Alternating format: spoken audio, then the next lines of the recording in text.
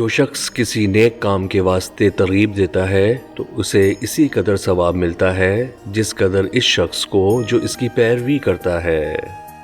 دو آدمیوں کے درمیان انصاف کرنا بھی اجر و ثواب کا موجب ہے۔ لوگوں سے شگفتہ خاطری سے ملنا، انہیں اچھی بات بتانا بھی اجر و ثواب میں صدقہ و خیرات سے بہتر ہے۔ غریبوں کی خدمت کرنے والا اجر و ثواب میں صائم النہار اور قائم اللیل کے برابر ہے۔ مصیبت میں صبر کرنا سخت ہے، مگر صبر کے ثواب کو ضائع نہ ہونے دینا سخت تر ہے۔ ہر چیز کے ثواب کا ایک اندازہ ہے سوائے صبر کے کہ وہ بے اندازہ ہے۔ دنیا فانی کی لذتوں سے عالم باقی کے اجر و ثواب میں کمی ہو جاتی ہے۔ بے قراری کچھ تقدیر الہی کو نہیں مٹاتی، لیکن اجر و ثواب میں گھاٹا پیدا کرتی ہے۔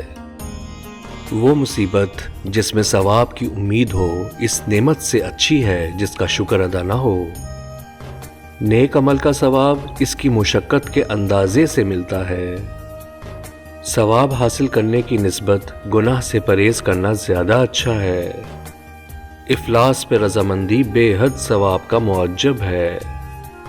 جو شخص صدقے کے ثواب کا فقیر کی حاجت کی نسبت اپنے آپ کو زیادہ محتاج نہ جانے، اس کا صدقہ قبول نہیں ہوتا۔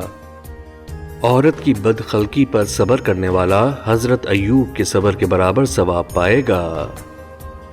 مجھے ثواب کی امید اس وقت ہوتی ہے جب میں اپنے نیک اعمال اور عبادات کو کم خیال کرتی ہوں، کیونکہ اس وقت میرا اعتماد اللہ پر ہوتا ہے نہ کہ اعمال پر۔ صرف زبان سے ثواب اور گناہ کو بلا بھرا کہنا کافی نہیں، اصل چیز عمل ہے۔ اگر جھوٹ بولنے سے کسی کی جان بچتی ہے تو جھوٹ گناہ نہیں، ثواب ہے۔